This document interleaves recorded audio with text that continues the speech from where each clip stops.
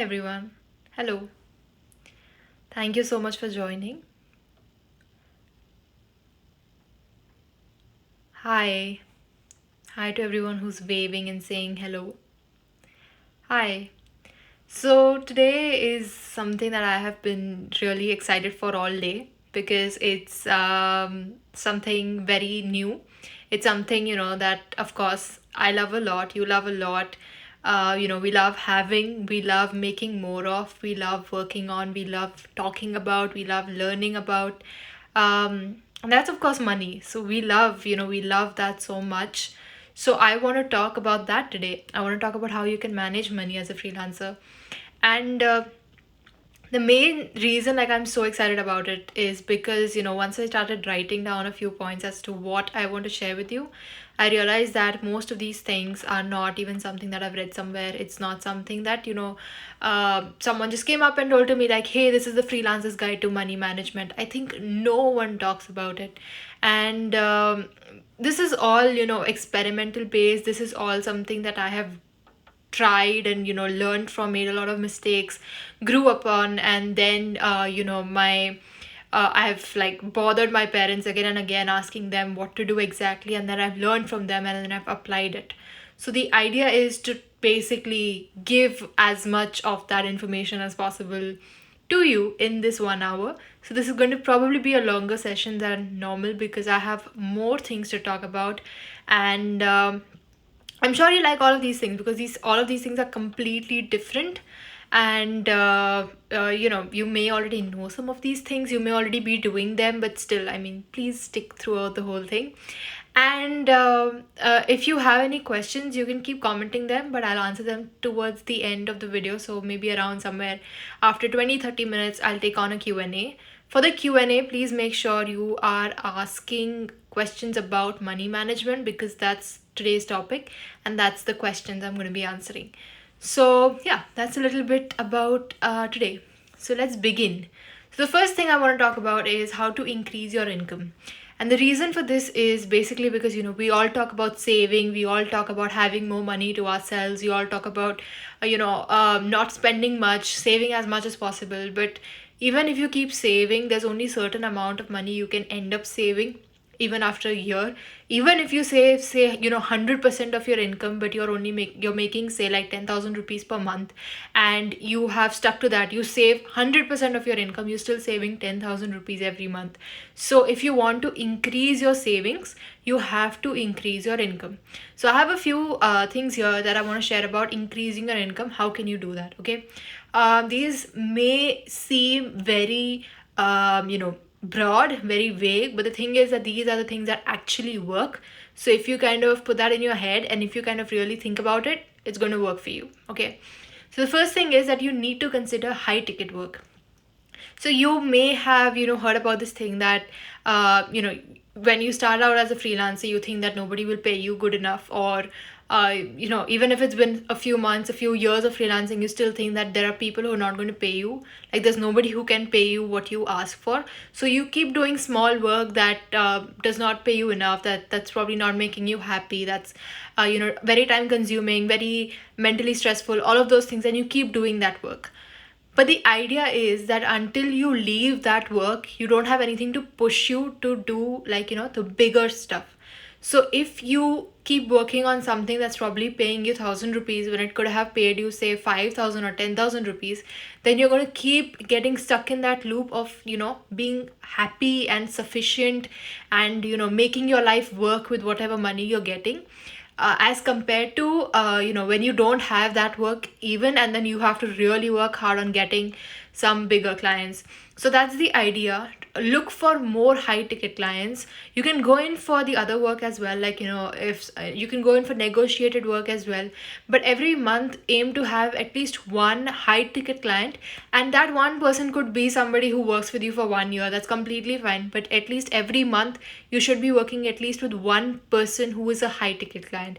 High ticket is basically somebody who can pay you, like, if you're talking about in INR, somebody who can pay you like 5 figures or 6 figures every month. And I would say something something that probably combines all of your other income and gives you that amount. So if you have been, working for like 3,000, 2,000 and everything, and you've been getting say 10,000 a month, this high ticket client is going to be one person who gives you that amount of money through one invoice. So that's the goal. First thing is to try and work towards getting high ticket clients. Okay. Second thing is look for retainership. So look for clients who are willing to work with you long term, and most importantly, look for clients who are renewing every single month on a fixed date. Like you have a subscription model for say your Netflix. So when you buy Netflix on like 10th of August, then every month on the 10th you will end up making that payment to Netflix for watching Netflix. It works exactly the same way with your clients. So imagine if you have a high ticket client with a retainer basis. Suppose you have a client paying you like 50,000 rupees a month, and you have that person on retainer basis. So that's like, even if you work for say 4 months together, that's a lot of money, and that's a lot of, what do you call, stability coming from working with just one client and trying to rope in money as much as you can from that one client. A very useful tip here would be that when you are talking to your client for retainer basis, you can very well use, like, easily, very casually tell them that you want to stabilize your income. So that's something I say to my clients. I say that, hi, I'm looking for a retainer basis because I want to stabilize my income. I want to be financially stable as much as possible, and they understand that. So just last week I had a call with someone, and I have been working with this client for like 6 months. But if you count those 6 months, we have worked like say around 3 or 4 months actually.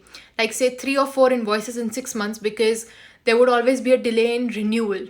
So during our last call, I just told this client like, hey, it would be very helpful if we can renew every single month on the same date, because it would really streamline and stabilize my income.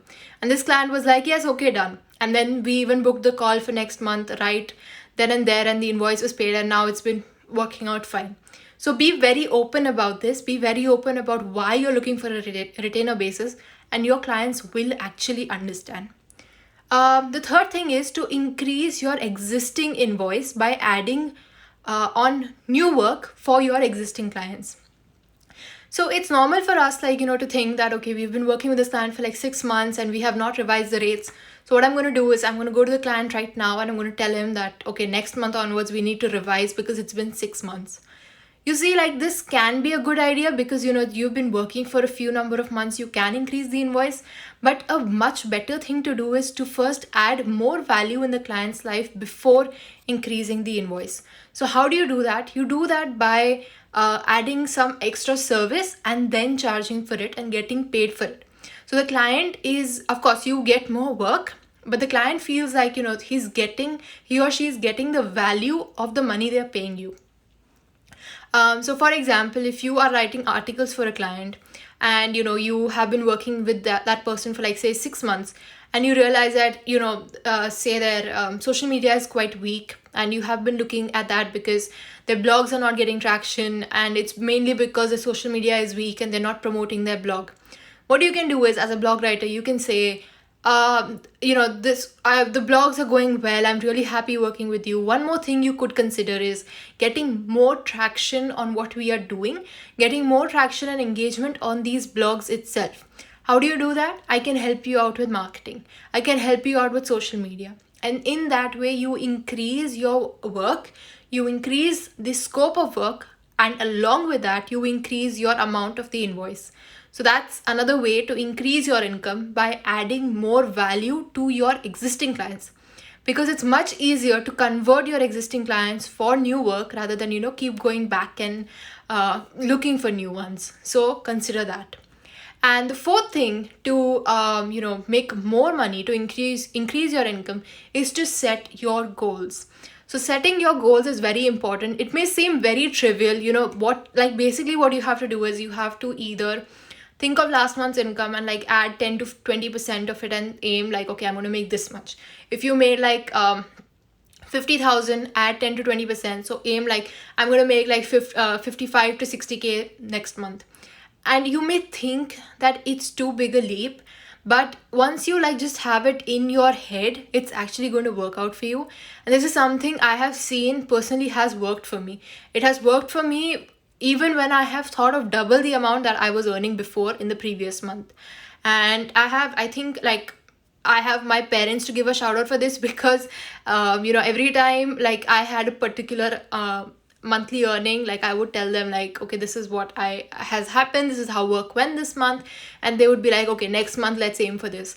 And I'm like, that's not going to happen. Like how can you imagine those numbers? But things happen, things work out, so you really need to kind of have those goals in mind to actually make them come to life. Another thing here is, if you are a student, you can set goals very easily, because as a student your expenses are very different as compared to somebody who's like a full-time freelancer, not a student.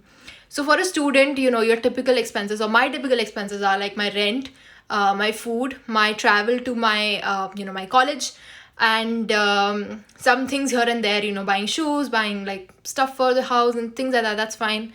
And yeah, I think that's it. So those are my main expenses. So the idea of setting goals as a student is that you start with the smallest possible expense, and you aim that, okay, I am going to bear this expense myself for the next 6 months.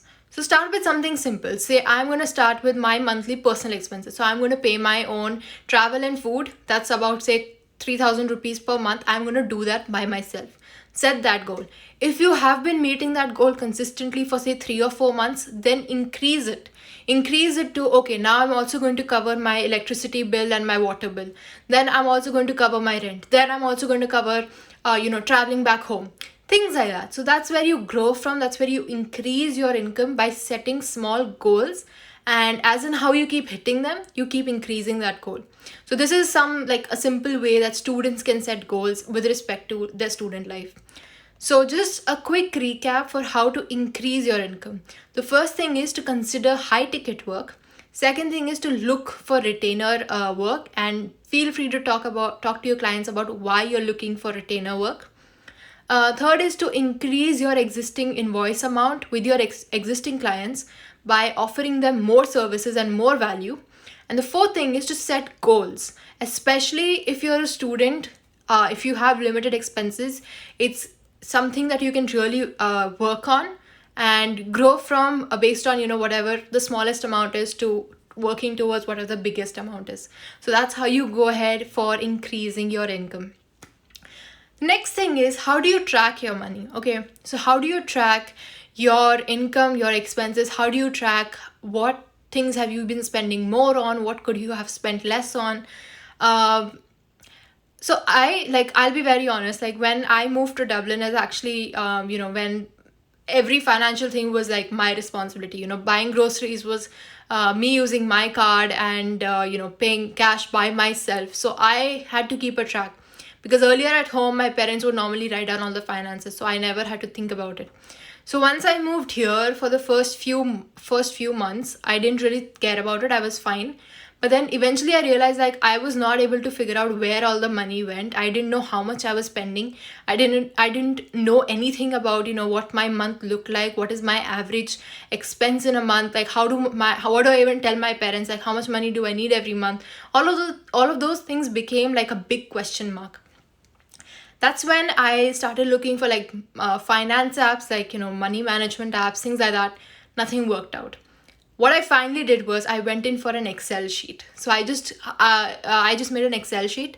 So in the same Excel sheet, there are different sheet tabs, and each tab is for a new month basically. So like Jan, Feb, March, April, whatever.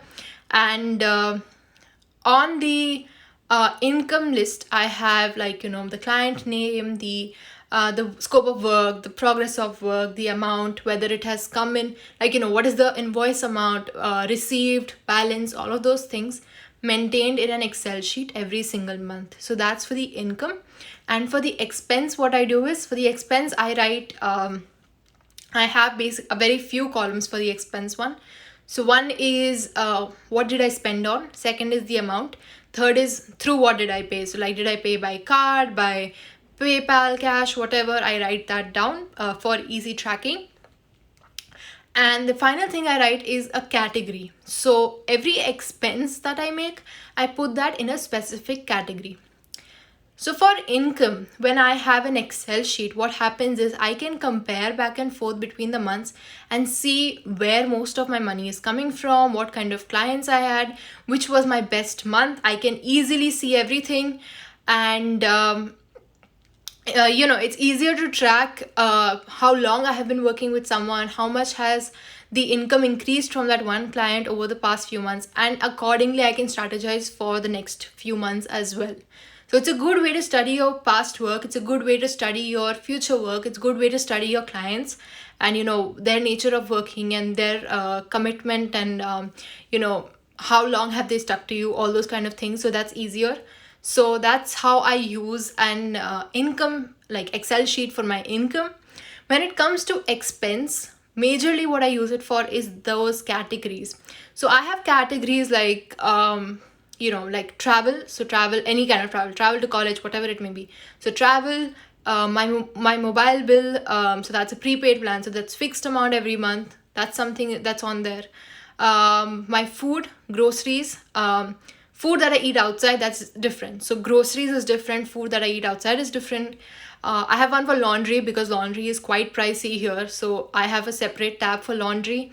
And one more thing I have is like personal expenses, so anything that I buy for myself or for like my family, like I send my sister books and stuff, or used to, and those kind of things come under personal expenses.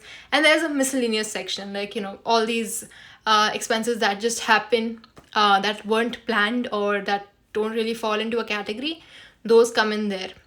So what happens is, so Excel has this very cool stuff where you can like really align everything as per the categories. So every time I enter an amount and I enter it into a category, it basically creates a new tab and it shows me how much I have spent on that particular that particular section, you could say, in that month. So when I started doing this, what happened was I could kind of track where I'm spending more and where I can cut it down. So like my groceries were average like 100 euros a month, and then my travel was a certain amount, my phone bill was a certain amount, and in some part, in some months my grocery bill just spiked up to more than double. And I started spending a lot on other things. So I started spending, like my miscellaneous was tripled. So I was aware of exactly where I'm spending the money. So groceries and travel is fine, phone bill is fine, laundry is fine, but miscellaneous and personal expenses are something that I can control. So that's why I have an Excel sheet, so that if I like vary too much from the previous few months, then I tend to kind of balance it out in the next few months. So that's a good way to kind of track, where is your money coming in from, where is it going out. And especially when it's going out, you can track whether that was an essential expense or whether that was something that, you could have avoided and actually saved on. So based on that, you can kind of, define your future expenses, your income, and define like, what kind of money you're left with at the end of the month. Okay, so that's something that's, you can use a category method to kind of, figure that out. So whatever works best for you. I'm just going to have a sip of water. Okay.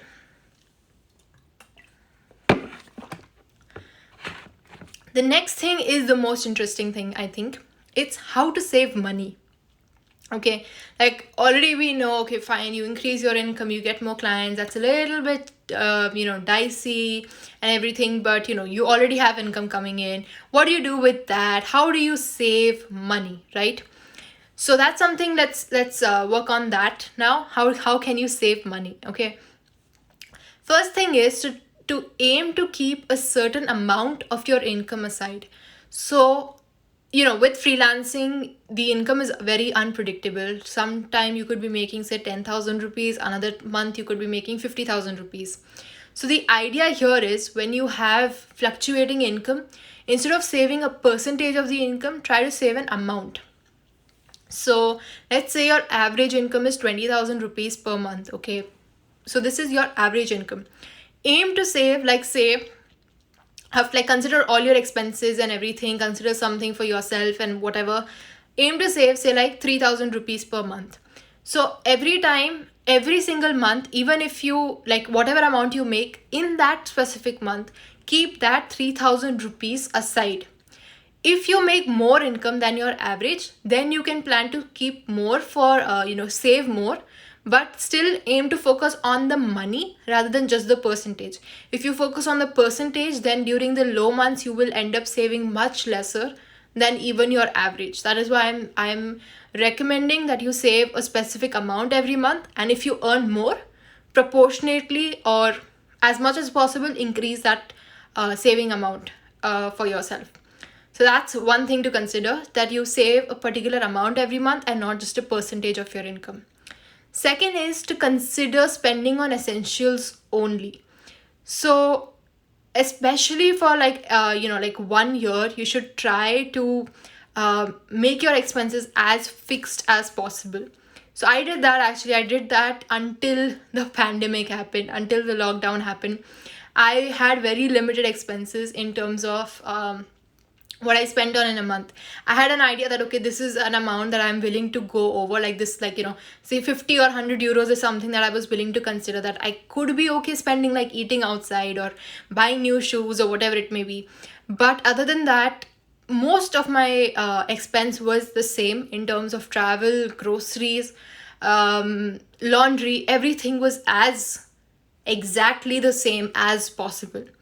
So what this does is it gives you a habit of keeping your life minimalistic as much as possible, and it gives you a habit of limiting your expenses as much as possible.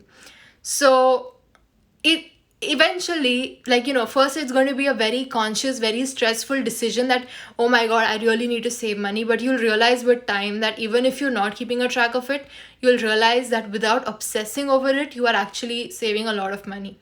So it's very easy to do that. Once you start getting the hang of it, based on your experience, it'll become a habit to not spend on things that don't matter.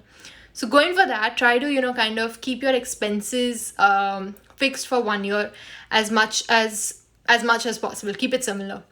And another way to do this would be to try and automate as many expenses as possible. So for me, most of the thing that's automated as such is my phone bill. So my phone bill every month, it's set after every say 28 30 days, whenever my plan expires, it renews automatically. So that's not something I have to actively think about and pay. So if you can, I don't have any other expenses that I could automate, but if you can do that, you should. If you can do that, for if you order groceries online, if you can automate that, do it. If you can automate your travel, I know in India, of course, we have a monthly pass as well for train and buses. That's something you can automate easily. So those are things again, try to kind of make your expenses as fixed as possible to reduce your expenses as much as possible. So that's you consider spending only on things that really, really, really, really matter. All right. The third thing is consider investing in things that reap good returns for you. I don't mean financial investment, but even if you go in for a book, a course, even if you're going for something like a good Wi-Fi connection, you spend 500 rupees more and get a good Wi-Fi connection. You spend a certain amount of money, you get a good tripod for shooting your videos. If you think it's going to help you and it's really going to get you returns in terms of the work you do or anything, even if it just gives you mental peace, invest in it, and it may actually be really good for you in the long term. So that's again something, consider investing in things that would really improve your life, and in that sense, try not to be too stingy about spending. So that's another thing to kind of keep in mind. And if you can focus these things on business returns rather than personal returns, it would be much better. So if you can focus a book, a course, a tripod, a Wi-Fi connection mainly for your business rather than personal life or non-business life, that will be much better, because your business is what is going to get you more money, that will kind of help you overlook the expense that you made into it. So yeah, try to focus on business expenses rather than personal expenses. And another thing is to have a contingency fund. So this is something, again, my parents told me that I should have a particular amount every time, like every single day, I should have a particular amount with me. That is not an amount that I use, it's just something I have. So that could be anything for you. So it could be, say, like 20,000 rupees, and that is that amount that you should have with you at all times. With you, as in, it could be in your bank, it could be cash, whatever it is, but it should be something that you never touch unless absolutely necessary. And if you do use it, like, maybe you fall sick and you need to spend on that. Maybe you broke your phone and you buy a new phone, maybe you need to spend on that. So if you do end up using that contingency fund, it's important to again replace that money. So if you have a contingency fund of 20,000, something happens and you pull out, say, 10,000 from it, make sure you replace that 10,000 again as much as possible, and again end up with having 20,000 with you. So have a contingency fund. How to plan for a contingency fund is kind of to consider all of your annual expenses. So consider, like, for a student, it could be things like your rent, your daily expenses, your whatever it may be, things that come up for your exams, your travel back home. If you're an international student, you could have your visa or insurance, because those things are important for international students. So again, these things are things that kind of come up and become your average annual expense. And from that, based on that, you could say, like, okay, 5% of this is what I'm going to plan for contingency fund, and I'm going to have this with me at all times.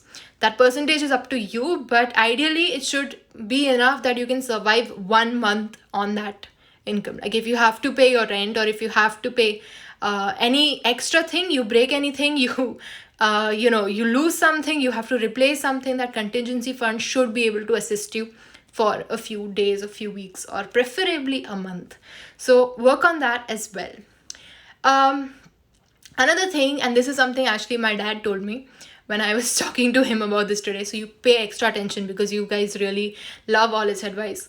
So when you're considering replacing anything, okay, so when if your laptop battery crashes and you have to change the battery, you will always have two options. Okay, you will have an option to go for the original one, which is probably like, say, 20,000 rupees, and you'll have like another second option that's a cheap one, that's like probably 5,000 rupees.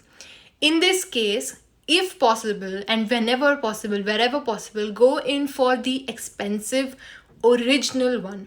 The reason is, although you're spending more on it, it's still an original piece, so it's not going to affect the laptop in itself overall. It's still going to work properly. It's still going to give you mental peace. You're not going to keep worrying about a fake part being in your laptop, or just not have that stress at all. So if you can, it's good to save money, but it's also important to know where to save money and where to not save money, and where to like really put the money in. So that's something, like, if you're replacing a part of your gadget or something, go in for like the original piece. If you are buying an expensive product, go in for an extended warranty. It's probably like 10% more than the product's cost, but it could be helpful in case something happens to that $100 thing, and you could just spend $10 more and actually get a warranty for it. So consider those extra expenses, because in the next few months and years, that's going to help you, like, not only not keep coming back as an expense, like it won't become a recurring expense, and it'll also give you mental peace. So it's worth it. So let's a little bit go over this. Let's go over how to save money. So first is, keep a certain amount of your income aside, not a percentage, a certain amount, keep it aside.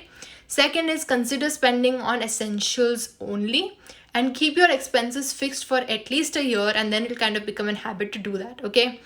And the third thing is to consider investing in things that will help you grow. So if you think that investing in something will actually help you get more income or even more mental peace, try to go in for it.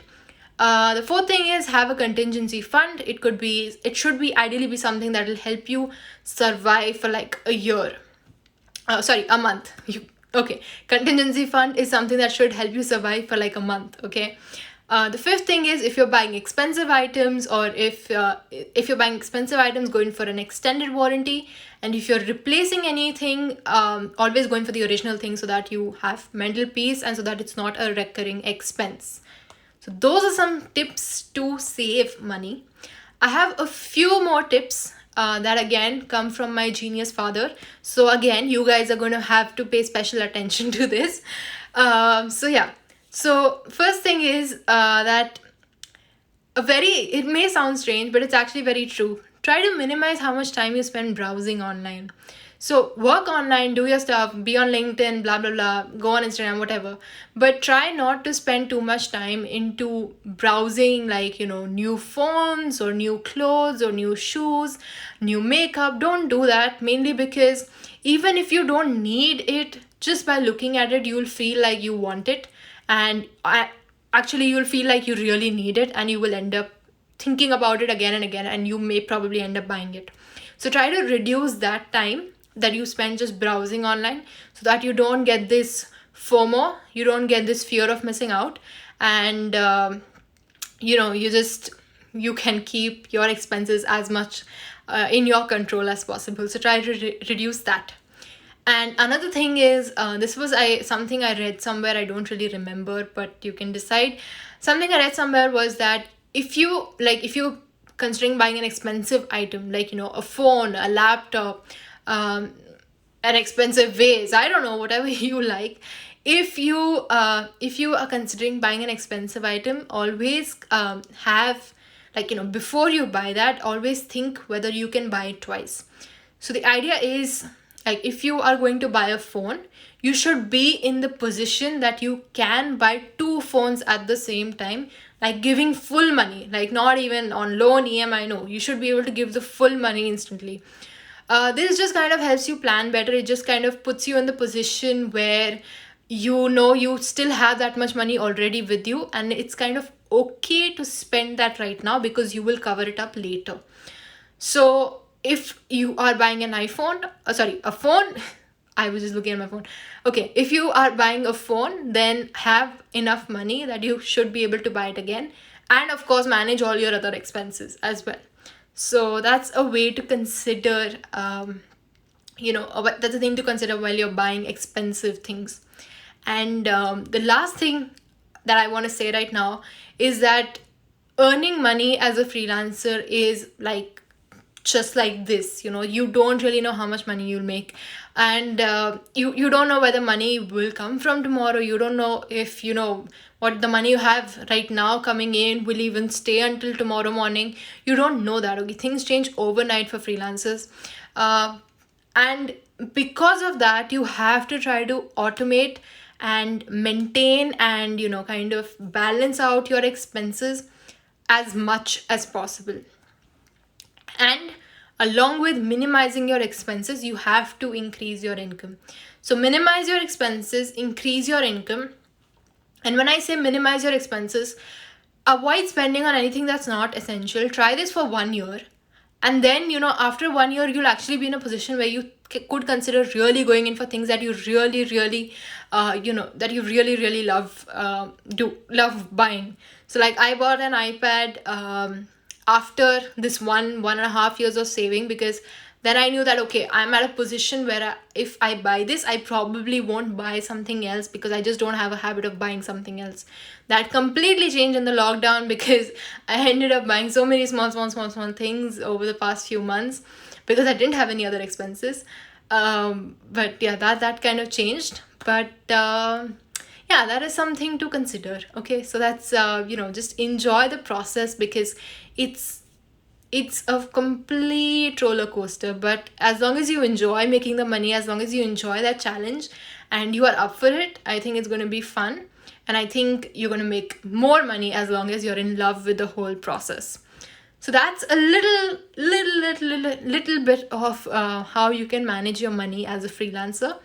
And now, if you have any questions about money management, you can drop them in that question tab thingy or somewhere in the comments, and I will respond to those. So that's something. So like, I think a few main things that I really like is, first, to consider high ticket work and go in for retainership. That's important. Second thing I like is categorizing your expenses so that you can compare it every single month and see, where can you save more. Something else I like is having a contingency fund is very good. I have been reading here that somebody says that try to keep a contingency fund of 6 months. So 6 months, it really depends on where you live. It's not that easy to consider 6 months of income or 6 months of a contingency fund. If you think about India, again, based first, of course, first what matters is what kind of a freelancing level are you at and how much income are you making. That matters. For somebody who's just starting out, 6 months is very overwhelming. It's not something you need to do. Just start small, start with something and grow from there.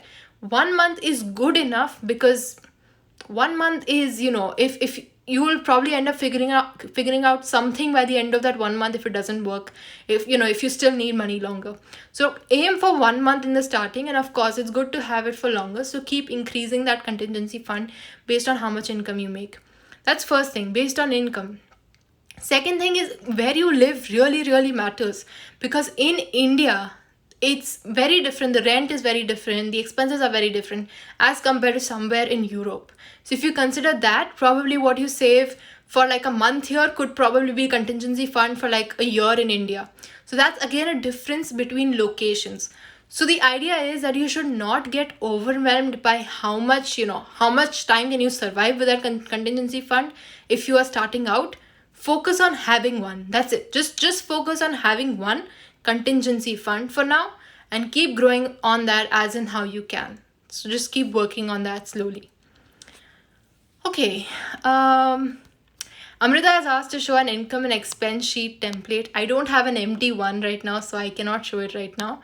But it's nothing great. It's just an Excel sheet, and I always say that you have to make these things based on what works for you. So I have added so many columns because first of all I have two different types of my clients, international ones, the Indian ones. Like I've kept them differences. My bank accounts are different. I have written, like, I started with a very simple Excel sheet, honestly, with like just the name and the work and the name, work, and the amount. And then I broke it down to invoice amount, amount received, amount balance, because that helped me track things better. So you should definitely break it down based on what matters to you, what metrics matter to you, and what you want to compare your income and expense based on. So create your own Excel sheet is what I would say. Okay. One more thing I want to add here, I would say, is still don't, it's good to save and limit your expenses, but still, do not be very stringent with yourself.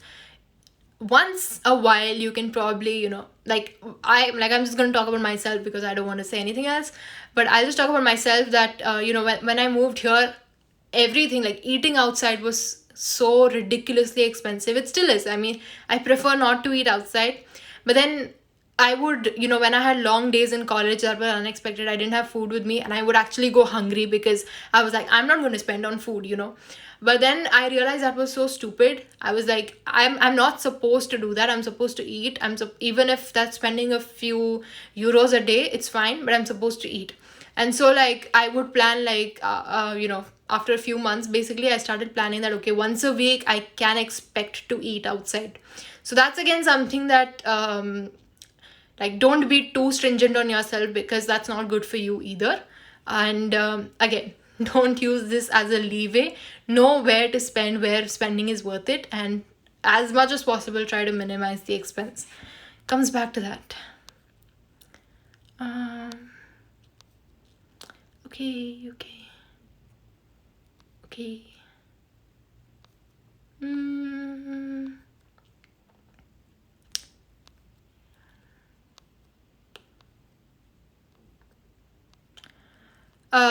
Dr. Date Tanvi is saying, you may be the first person talking about this topic in this much detail. Loved it. Thank you so much.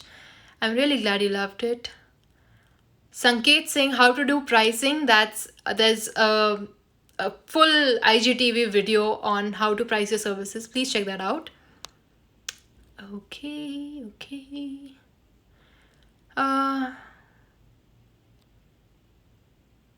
Geeta is saying, client told me that I need to pay 2K for training first, and after they have contract wherein I need to work on their project, and they would pay me 3 times more than the amount which I'm paying for training. Why do you want to? I wouldn't do that. If I'm a freelancer, I wouldn't go in for training, because that's um, as a freelancer, your task is that you kind of fill up the talent that the company lacks. So you're an on demand talent. That's what we call it. So you are not supposed to be trained. The reason people hire freelancers, the reason companies hire freelancers, is because they do not want to train their employees. They do not want to spend time in training, spend resources in training their employees. So I think it's not necessary. If you are a freelancer, you do not need to be trained. You are somebody who's coming in and working with them because you have experience. Again, this is not something that's meant for this topic, I think, but it was an interesting question, so I just answered that. Amrita creates is saying she loved this session, so thank you so much for that, Amrita. So I think there are a few questions in the question tab. How much to charge at the beginning of copywriter journey? That's something I've spoken about in my pricing video. Please check that out, Vinay. Vinay has also asked how much copywriters normally charge in India. Please take this question. I've taken this question, Vinay, but there is no average cost. I can only tell you that, the best part about freelancing is that there is no upper limit to how much you can earn. So go in for the maximum amount that you can think of. Can you please plan a second live for graduates who want to start their career in content writing? Sure. I mean, I think all the lives that I do are actually about content writing. Maybe I could consider one that completely describes how to start.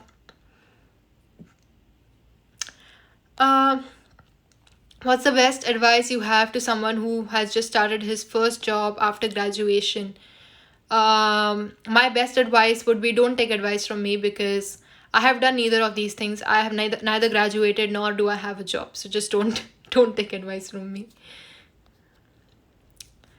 Can you repeat the tracking bit? Was too fast to catch on, Amrita. Okay, the tracking bit is okay. So okay. Do you want to kind of elaborate what exactly about the tracking, and then I'll answer that, because there's a lot in the tracking thing. So, how much do you save or invest? Megha, this is a very good question. I have a contingency fund, and that's kind of pretty much all I save these days, because there are a lot of expenses here. So that's something I'm building on, to kind of, have either a bigger contingency fund or have some savings apart from a contingency fund. That's something. And in terms of investment, it's basically things that I think really matter. Like, I just ordered a tripod so that I can place my camera better while I'm doing a live, and I don't my legs don't have to go numb while I'm just sitting in this weird, position. So that's that's a investment, I would say. I invested in an iPad because I wanted my note taking to be easier in college. I wanted everything on one tablet, so it was easier to invest in that. Some other investment, like good shoes, getting good shoes, getting good makeup, things like that I really love and enjoy. Those are things I can consider investing in. So yeah, that's something I invest in. How do you figure out the taxes? Megha's asking, what percentage do you pay as taxes? I have an accountant who does that. Percentage differs country wise, so here it's actually quite significant. But yeah, I think in India we have a slab system, so you can check those out.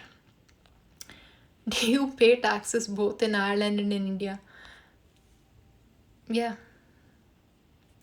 How to keep record of the money since every month is different? That's what I use an Excel sheet for. Okay, so every month is different, so every month is a different Excel sheet. Okay, so there's an Excel sheet, of course, and then you can have different tabs in them. So every tab is basically 1 month for me. So January, February, March, April, blah, blah, blah. And how do I keep a record? Is basically I just list down that month's, clients and expenses, income and, invoices, things like that. So every month is different. So this is just you keeping a record of how much income you're getting, how much growth you're seeing, at what point was your income more, who's your highest paying client, how much money has come in. So, you have a monthly deal, fine, but has the money come in yet? Things like that can be taken care of. Also, like, for your accountant, you may need to maintain more details of the income that you get. So again, that's something that you can keep a record of. And the ideal way I do it is at the end of every month, so around like 28th or 31st, somewhere around that time, I check my expenses, I check my income, and then I kind of plan for next month as well. So keep updating the sheet every single day. Like, my sheet is basically open on my laptop constantly because I keep updating the numbers. And it's also a good way to when I have to do work, what I do is I just kind of go through every client name, and I think that, okay, what's the progress on this, how are we doing on this, and then I follow up with people. And then it's just a list of who am I working with and what is left for them. So that's also a good way to use your income and expense sheet the way you like it. Okay, so those are a few things. If you have any other questions, like, I'll probably take them for 5 more minutes. Today was a lot of talking, but I'll take them for like 5 more minutes maybe if you have more questions. I was I was really, really excited about this live, mainly because honestly, I'll tell you, like, money is a very interesting thing for me. Like, I love the idea of it. I love the challenge of it because, again, as freelancers, you don't know how much money is going to come in. So you're basically in a constant battle with yourself to increase the amount. Another beautiful thing about freelancing is that you could have the wildest number in mind, and you could still, as a freelancer, have complete faith in yourself that yes, you can actually achieve that number. And I'm talking like the wildest number, because the way things work out is, like, it's all about getting that one client for a particular amount, and then you will find it easier to kind of grow from there. So if you get like your one client for like 1,000, then one client for 10,000, you'll find it that getting the next client for like 20,000, 30,000, 40,000, it's going to be much easier than having the whole pain and struggle to get that one client for like 10,000. So growth is very much possible in freelancing. Again, no upper limit to income in freelancing, which is very motivational, encouraging, whatever you want to call it. And very challenging, but it's also something that makes it exciting. So I definitely love the idea of the whole money part of freelancing, because at the end of the day, what matters is how much money are you making out of it. Everything else is fine. Being a good writer is fine, having a lot of clients to work with is fine. You could be working with 50 clients but still not be happy with the income you're making. So money, definitely one of the main factors to freelancing. So yeah, so that's why I love talking about it, and that's why I talked about it now. Faham, how to learn content marketing, Sanskari Kanya, looking for freelancing project. Please check out my videos on how you can learn content marketing, how to be a freelancer, how to get projects through LinkedIn. So all of those are on there.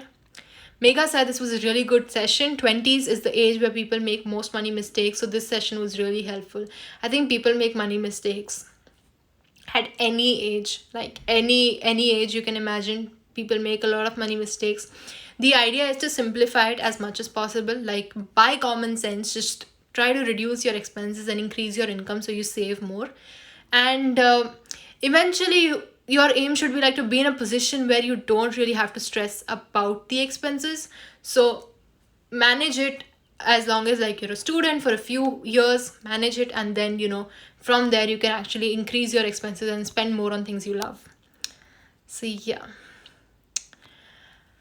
What was the first thing that you did out of your first income? Ashwar Discover is asking. So my first income as such was honestly from a cupcake stall, because I love baking, and I used to do it a lot earlier. So I used to have a lot of cupcake stalls back in Mumbai. So I had it for my college. I had it, not college. I had it in like my high school. I had it in like our society during Ganesh Chaturthi. So those things. So those were my first income, and I don't really know what I did with it. I think they're all in a box somewhere. Ask my mom, I guess. But yeah. How to start earning for college student to manage their expenses. So how to start earning is something that I have talked about in my different videos. mainly like there's one video where I talk about how you can get clients from LinkedIn. So that's something you should probably check out. I'm sure you like that one. So that would be helpful for you. Okay. Okay, this one I've answered. Never mind. Okay, I guess that's all the questions then. All right. Thank you so much. Coach is saying she missed the timing, so she's waiting. Yes, I will upload the session in like 5 minutes after the video is done. Girish, you're very welcome. I'm glad you like the session. Thank you so much. So yeah, today that's all about today. All about money management. Um, Quick recap maybe. First is focus on increasing your income by focusing on high ticket work and looking for retainer based work. Second is track all your income and expenses so you know exactly how much more money you should be earning and how much more you should be reducing your expenses. And the third thing is you have to save money. So, keep a certain amount of your income aside, spend on essentials only, balance out, make your income exactly the same as much as possible for like 1 year at least. And for expensive items, just go in for an extended warranty, things like that. And most importantly, have a contingency fund. And other tips, stop browsing online too much because that makes you want to buy stuff. So don't do that. And if you're buying anything expensive, always make sure that you have enough money to exactly in that moment buy it again. So that's a few tips.